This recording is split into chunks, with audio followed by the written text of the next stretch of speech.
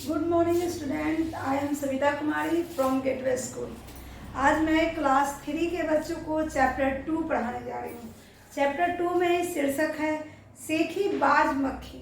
सेखी बाज मक्खी का मतलब होता बहुत ही मन चली, अपने मन की करने वाली, हमेशा शरारत करने वाली। सेखी दुलार में बच्चे को भी हम लोग कहते हैं कि बहुत सेखी हो गए हो, बहुत शरारती हो गए हो।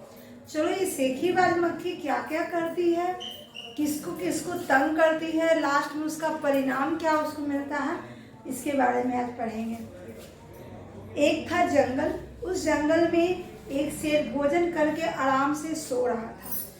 वह आराम से, किसी की नींद में विघ्न डालना, मुसीबत खड़ा करना या उसे अवरोध करना काफ़ी दर्दनाक होता है।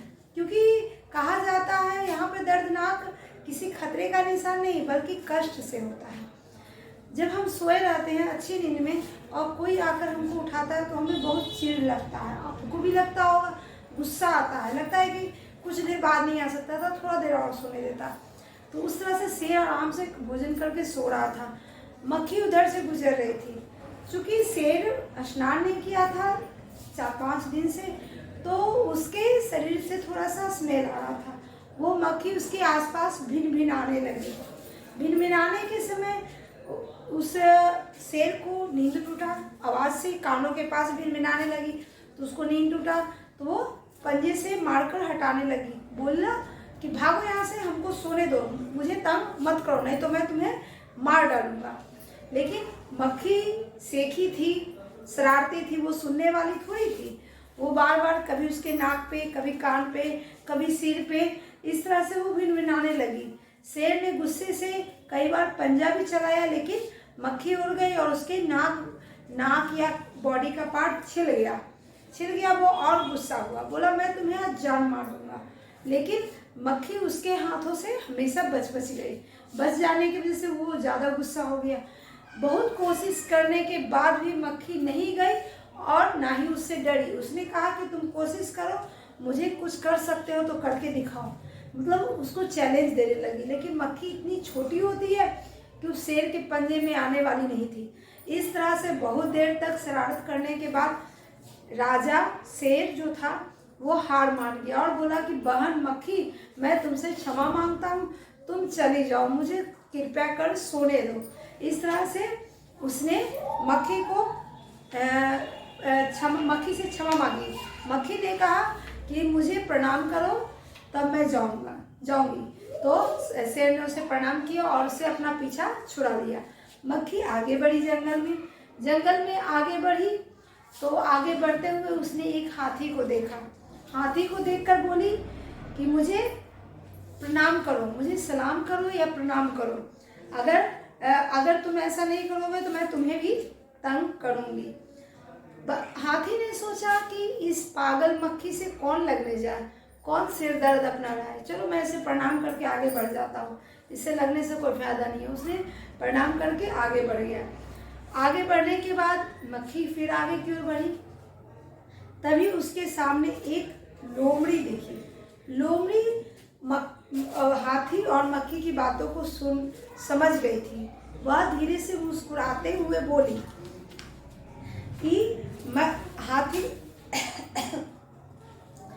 लोमड़ी मन मुस्कुराने लगी। इतने में मक्खी लोमड़ी से कहा, अरे ओ लोमड़ी, चल मुझे प्रणाम कर। जिस तरह से उसने हाथी को बोला उसी तरह से उसने लोमड़ी को बोला। मैंने जंगल के राजा शेर और विशालकाय हाथी को हरा दिया है। मतलब उन दोनों से प्रणाम कराकर मैं जीत गई हूँ, वो दोनों हार गए हैं। लोमड़ी ने उसे प्रणाम किया और फिर धीरे से बोली, धन्य हो मक्खी रानी, धन्य हो, आपका जीवन और धन्य है, आपके माता पिता। लेकिन मक्खी रानी इधर। लोमड़ी बहुत बुद्धिमान होती है। उसने देखा कि इस मक्खी को किस तरह से इसकी गलती का एहसास दिया गया। तो पहले तो उसने झूठा तारीफ किया, धन्य हो मक्खी रानी, आपके माता पिता धन्य हो जिनकी वजह से आप हैं।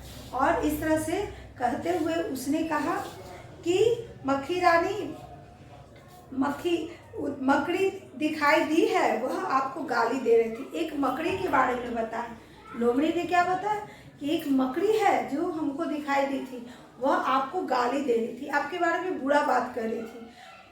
तो मक्खी को बहुत गुस्सा आया, बोला किधर है? बोला आगे है, आप जाइए और उसको सबक सिखाइए, क्योंकि आप इतनी अच्छी हैं।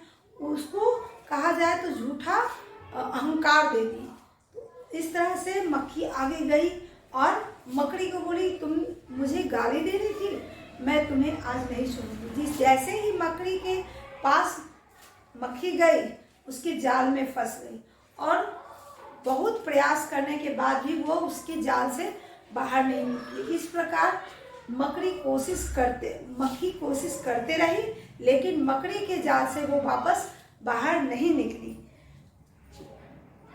अंत में थक गई, हार गई। यह देखकर लोमड़ी मुस्कुराते हुए आगे गई। इस कहानी का उद्देश्य है कि हमें अपने पे घमंड नहीं करना चाहिए, हमें कभी भी अपने अंदर अहंकार को नहीं रखना चाहिए। कोई अगर हमें विनम्रता पूर्वक कुछ कहता है तो हमें अहम नहीं होना चाहिए कि वह विनम्र है तो वो हमसे डर गया या छोटा है, ऐसा नहीं है। वह हमसे उलझना नहीं चाहता था, इसी वजह से हमें प्रणाम किया। लेकिन मक्खी को अहंकार हो गया कि मैं सबसे ज़्यादा तेज हूँ, सब मुझसे डरते हैं, सब मुझसे हार मान गए। तो इस तरह से मक्खी का अंत हो गया, उसकी अहंकार का अंत हो गया। इस कहानी को पढ़ के आपको बहुत अच्छा लगा होगा, क्योंकि इससे कुछ सीख भी मिलता है। अगले वीडियो में मैं इससे जुड़े जितने भी सवाल है बनाऊंगी बोर्ड पे, आप लोग इंतज़ार कीजिए नेक्स्ट वीडियो का। धन्यवाद।